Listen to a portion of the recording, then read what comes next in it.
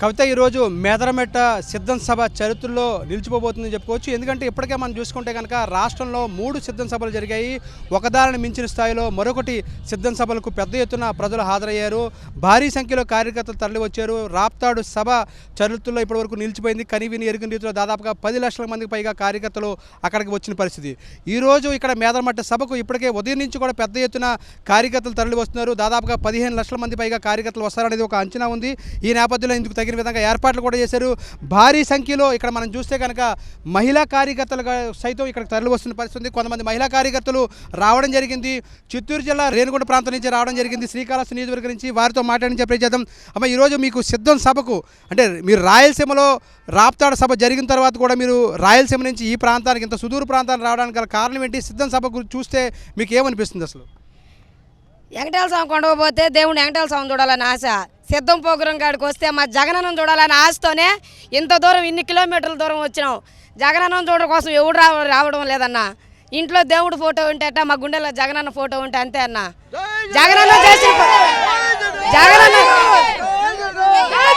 జగనన్న చేసిన అభివృద్ధి కలుసుకుంటే ఈ పొద్దు ఆడవాళ్ళు బయట తలెత్తుకొని తిరుగుతా ఉన్నట్టు మగోడుకు మించి మేము తిరుగుతున్నామంటే జగనన్న మాకు ఎంత అండగా నిలబడినాడు అనేది ఈ పొద్దు ఎంత నన్నే కదా ఏ ఒక్క ఇంటింటికి వెళ్ళి ఆడపడుచుని అడిగినా స్వచ్ఛందంగా చెప్తున్నారు. ఓటు ఎవరు కమ్మంటే నువ్వు అడగకుండా ముందుకు పోవమ్మా, మా ఓటు జగనన్నకు కానీ మాకు 175కి 175 రావాలని మా జగనన్న కోసం ఎంతైనా పోరాడతామని స్వచ్ఛందంగా చెప్తున్నామన్న. యువకులు కూడా రావడం జరిగింది. ఈ విధంగా అంటే ఒకవైపున ముఖ్యమంత్రిని గుండెల మీద పెట్టుకుని అభిమానిస్తున్న యువకులను మనం చూడొచ్చు. ఇక్కడ వారంతా కూడా అంటే ఏ విధంగా అంటే ముఖ్యమంత్రి కావచ్చు, అదేవిధంగా వైఎస్ భారతి కానీ వీరిద్దరిని కుటుంబ సభ్యులిద్దరిని కూడా, అదేవిధంగా రాజశేఖర రెడ్డి గారు, అదేవిధంగా ఇక్కడ వైఎస్ విజయమ్మ వీరిద్దరిని కూడా టాటూల ద్వారా తమ అభిమానాన్ని చాటుకుంటున్నారు. ఒంటి నిండా టాటూలతోటి ఇక్కడ ఒకేకున్నాడు. ఎందుకు టాటూలు వేయించుకున్నాడు అతనితో మాట్లాడదాం. ఎందుకు ఎంత అభిమానం నీకు? టాటూలు గుండె మీద వేసుకునేంత టాటూలు ఎందుకు అంత అభిమానం? ఆయన చేసిన పథకాలన్న ఒకటే చెప్పారు జగనన్న, నేను కులం చొన్ను, మతం చొన్ను, పార్టీ చొన్ను, నేను చొన్ను అన్నారు. ఆయన ఇచ్చిన పథకాలు ఫస్ట్ అధికారం రాగానే మా అమ్మ పింఛన్ వచ్చింది, చాలా వచ్చినాయి. వైఎస్ఆర్ చేయూత చాలా వచ్చినాయి. ఫస్ట్ మా ఇంటికే వచ్చినాయి అన్ని పథకాలు. అప్పుడు పాదయాత్రలో చెప్పారు నీకు చేస్తానమ్మా అని చెప్పారు. అందుకే నేను పచ్చబొట్లు వేయించుకున్నాను. మళ్ళీ జగనన్న సీఎం అవుతారు, పిఎం చేసేవరకు నేను తిరుగుతూనే ఉంటాను. జగనన్న పిఎం చేసేవరకు నేను తిరుగుతూ ఉంటాను. జగనన్న పిఎం, మా భారతమ్మ సీఎం. నేను ఎమ్మెల్యేని మినిస్టర్లు చూసి నేను రాలా, మేము జగనన్న కోసం వచ్చా, నేను జగనన్న కోసం వచ్చా, జగనన్న కోసమే చేస్తాను నేను.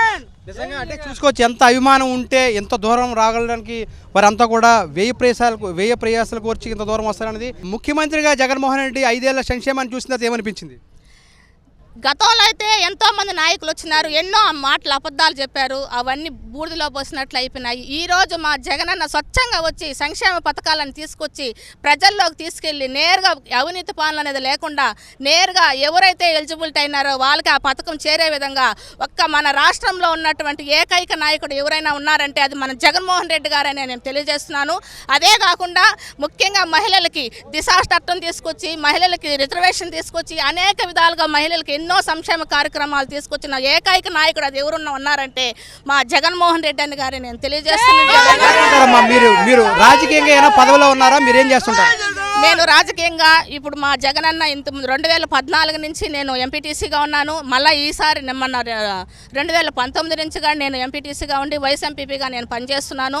మా మండలంలో అయితే అనేక సంక్షేమ పథకాలు అయితే ఇంటింటికి చేరవేసిన సచివాలయాల ద్వారా వాలంటీర్లు తీసుకొచ్చి వాలంటీర్ ప్రతి ఇంటికి వెళ్ళి వాళ్ళ తలుపు తట్టి పింఛన్లు అయితేనేమి, చేయూత అయితేమి, ఆసరా అయితేమి వాళ్ళకి చేరవేస్తున్నటువంటి మన ప్రభుత్వం అండి. జగనన్న వచ్చిన తర్వాతనే ఇవన్నీ జరిగినాయని నేను గర్వంగా తెలియజేస్తున్నానండి. ఒక మహిళా రాజకీయ నేతగా అంటే మహిళలకు చాలా అవకాశాలు తక్కువ వస్తుంటాయి. అటువంటిది 50% రిజర్వేషన్స్ రాజకీయాల్లో కల్పించడం ద్వారా మీకు పదవులు ఇవ్వడం ఎలా అనిపించింది? మీరు వైస్ ఎంపీపీ అయిన తర్వాత అంటే మీరు మామూలుగా సాధారణ కార్యకర్తగా ఉన్న మిమ్మల్ని వైస్ ఎంపీపీ చేశారు. రేపొద్దున భవిష్యత్తులో మరింత ఉన్నతమైన పదవులు వచ్చే అవకాశాలు కూడా ఉన్నాయి. ఎలా అనిపిస్తుంది అంటే 50% రిజర్వేషన్? ముఖ్యంగా గతంలో అయితే మహిళలు వంటింటి కుందేల్లాగా ఉండడం జరిగింది. ఎంతోమంది నాయకులు తీసుకొచ్చిన మా మహిళలని బయటికి తీసుకొచ్చినటువంటి నాయకులు లేరు. ఈరోజు మన జగనన్న వచ్చిన తర్వాత రాజకీయ పరంగా అయితే మీ విద్యాపరంగా అయితే మీ ఏదైనా సరే మహిళలకు ముందు ఉండాలని చెప్పి ఆయన ఈ రిజర్వేషన్లు తీసుకొచ్చినారు. నాకు కూడా చాలా సంతోషంగా ఉందన్న. ఈరోజు నేను వైస్ ఎంపీగా నా ప్రజల్లో నేను తిరుగుతున్నానంటే మా జగనన్న గారే నేను తెలియజేస్తున్నాను. నేను ఇంకా మిమ్మల్ని గెలిపించుకునే దానికి కూడా మేము సిద్ధంగా ఉన్నామని చెప్పి తెలియజేస్తున్నామన్నా. మీరు ఏం చెప్తారు? ఇంత భారీ సంఖ్యలో మహిళలందరూ కూడా ఈ సభలకు వస్తున్నారు. సాధారణంగా సభలంటే పెద్ద సంఖ్యలో పురుషులు మాత్రమే వస్తుంటారు. అటువంటిది కార్యకర్తలకు, మహిళా కార్యకర్తలకు మీరు అంత దూరం నుంచి రావడం ఎలా అనిపిస్తుంది? ఎందుకు వచ్చారు? పందులు వస్తాయి, కుక్కలు వస్తాయి, నక్కలు వస్తాయి. మా జగనన్న ఒంటరిగా పోరాడేదానికి వస్తున్నాడు. సింగల్గా వస్తాడు సింహం. ఆయనే మా జగనన్న. ఆయన కోసం మేము సావటానికైనా, మేము దేనికైనా సిద్ధంగా ఉంటాం. మా బిడ్డలకు మాకు ఆయన అండగా ఉండాలని కోరుకుంటున్నాను. అంటే ఇప్పుడు 3 పార్టీలు కలిసి వస్తున్నాయి. ఒకవైపున తెలుగుదేశం పార్టీ, జనసేన, బీజేపీ పొత్తుతో వస్తున్నాయి. ఇప్పుడు వైఎస్ఆర్సీపీ నుంచి ముఖ్యమంత్రిగా జగన్మోహన్ రెడ్డి మాత్రమే సంక్షేమాన్ని, మీ ఇంట్లో సంక్షేమం ఉంటే నాకు ఓటు వేయండి అంటూ ఆయన ఒక్కరిగా సింగిల్గా వస్తున్నారు. మీరు ఏం చెప్తారు అసలు సింగిల్గా అంటే? సింగల్గా అంటే సింహం వస్తున్నది. ఆ సింహానికి సింగల్గా వస్తున్నది సింహం. ఆ సింహానికే మా ఓటు. జగనన్న జై, జగనన్నకే జై, జగనన్న. ఉత్సాహం కార్యకర్తల్లో కనిపిస్తుంది. మహిళా కార్యకర్తల్లో పెద్ద ఎత్తున ఉత్సాహం కనిపిస్తుంది. వారితో కూడా మాట్లాడదాం. అమ్మ, మీరు చెప్పండి, ఏ విధంగా ఈరోజు సంక్షేమ పాలన చూసిన తర్వాత మీకు ఏమనిపిస్తుంది? ఈరోజు కార్యకర్తగా ప్రతి ఒక్కరూ కాలు ఎగరేసుకునే విధంగా నా పరిపాలన ఉంటుందని చెప్పి ఆయన చెప్పడం జరిగింది 2019లో. ఈరోజు చూసిన తర్వాత 5 ఏళ్ల పాలన చూసిన తర్వాత మీకు ఏమనిపించింది? మా జగనన్న గెలిపించదని ఎవరు వచ్చినా జింగల్గానే వస్తాడు. మేము ఎక్కడ పోయినా తగ్గేది లేదు. మా జగననే వస్తాడు. మా జగనన్న మాకు అన్ని మేలు చేసినాడు. జగనన్న ఎక్కడ ఎంతమంది వచ్చినా సరే జగనన్న మేము గెలిపిస్తాం. మా ప్రాణం ఇచ్చేదాన్ని సిద్ధం మేము. రాయలసీమ ప్రాంతం నుంచి ఇంత దూరం రావడానికి గల కారణాలు ఏంటి? ఈరోజు సిద్ధం సభ ఎలా ఉండబోతుందంటే మీరు ఏం చెప్తారు? గతంలో 40 ఏళ్ళ ఇండస్ట్రీ అని చెప్పుకున్న వ్యక్తులు పేదరికాన్ని పాతాళానికి దొక్కివేశారు. అదే మన జగన్మోహన్ రెడ్డి ఇంకొక 25 ఏళ్ళు ఉంటే పేదరికం పూర్తిగా నిర్మూలన అవుతుందని గట్టి నమ్మకం సార్. ఎందుకంటే చదువులకు పెద్దపీట వేశారు. ప్రతి ఒక్కరు ఇంగ్లీష్ మీడియం చదువుకోవచ్చు అన్నారు. ప్రతి ఒక్క మహిళకి అమ్మ ఒడి ఇస్తున్నారు. అదేవిధంగా నాడు నేడు కింద స్కూళ్ళన్నీ కూడా ఒక ఇంగ్లీష్ మీడియం స్కూల్ రేంజ్లో పేదవాడు కూడా ఎందుకు ఇంగ్లీష్ మీడియం చదువుకోకూడదు అనే దాంట్లోనే అభివృద్ధి ఉంది సార్. కొంతమంది అంటున్నారు రోడ్లు వేస్తేనే, భవనాలు కడితేనే, ఇంకోటి చేస్తేనే అభివృద్ధి అని.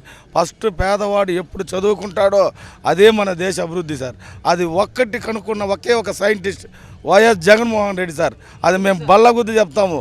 రాబో కాలంలో 30 ఏళ్ళ తర్వాత పేదవాడు అనేవాడు ఖచ్చితంగా కనపడాడు సార్. అది ఒక్క జగన్మోహన్ రెడ్డితోనే సాధ్యం సార్.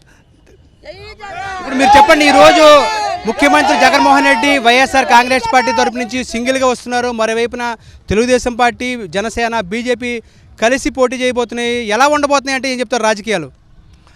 సార్ అందరూ కలిసి వస్తున్నారు. కానీ అదే ఇంతకుముందు చెప్పినట్టుగా 40 ఏళ్ళ ఇంట్రెస్ట్ అని చెప్పుకోవడానికే పేరు గొప్పలు ఉన్నాయి. కానీ మన రాష్ట్రానికి చేసింది ఏమీ లేదు సార్. ఇప్పుడు జగనన్న వచ్చినాక మన రాష్ట్రానికి పట్టిన దరిద్రం మొదలుపోయింది సార్. మళ్ళీ అన్నీ కలుపుకొని వస్తున్నాయి. ఈ రాష్ట్రం కొద్దిగా బాగుపడింది. మళ్ళా దాన్ని ఏ విధంగా పాడు చేయాలా? పేదవాళ్ళు కొద్దిగా గంజి తాగుతున్నారు, 4 ఏళ్ళు నోట్లు లేకపోతున్నాయి. ఆ నోటికాడు కూడా ఎలా లాగేయాలని అందరు కలిపి ప్లాన్ చేసుకొస్తున్నారు సార్. వీళ్ళందరూ ప్లాన్ చేసినా సరే జగనన్న ఒక శాటిలైట్ లాంటి సార్. వీళ్ళ ఎత్తులు, పై ఎత్తులు అన్నీ కూడా పసిగట్టే ఒక్క మగాడు సార్ జగన్మోహన్ రెడ్డి గారు. అంటే కార్యకర్తల్లో చాలా పెద్ద ఎత్తున ఉత్సాహం కనిపిస్తుంది. మధ్యాహ్నం ఈ మేదరమెట్లో జరగబోయే సిద్ధం సభకు ఉదయం నుంచి కూడా పెద్ద సంఖ్యలో మహిళా కార్యకర్తలు తరలి రావడం జరిగింది. ఈ నేపథ్యంలో మనం చూస్తే కనుక కార్యకర్తలందరూ కూడా 175కి 175 గెలిపించుకుంటామనేది అయితే చెప్తున్నమాట.